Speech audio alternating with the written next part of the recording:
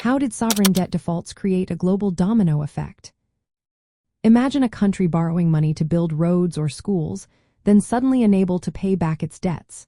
That's a sovereign debt default, and it can set off a chain of problems that spread far beyond its borders. When a government defaults, it shakes investor confidence, especially if many hold its bonds. Investors start to worry about losing money, so they pull their funds from other countries or assets they see as risky. This fear causes a ripple effect, making borrowing more expensive and slowing down economies elsewhere. Looking back into history, sovereign defaults are not new. In the 1800s, many U.S. states borrowed heavily to develop infrastructure. When global economic conditions changed, like falling cotton prices or credit tightening in Europe, these states couldn't pay their debts. European investors lost money, which made them hesitant to lend to other countries. This created a ripple that affected economies around the world.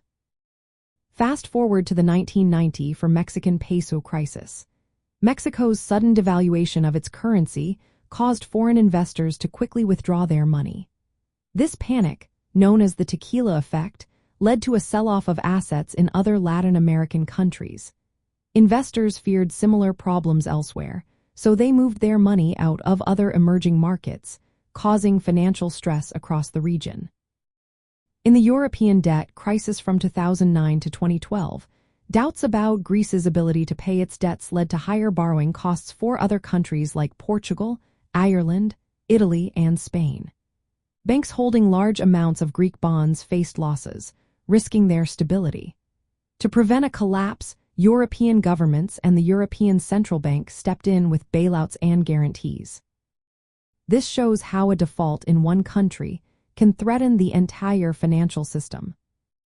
The domino effect happens through several channels. First, investors who lose money may sell off assets, causing markets to fall.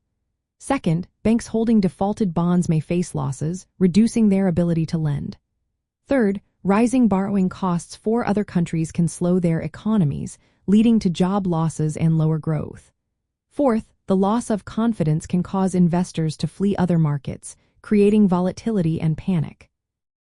In the past, countries had limited ways to recover after a default.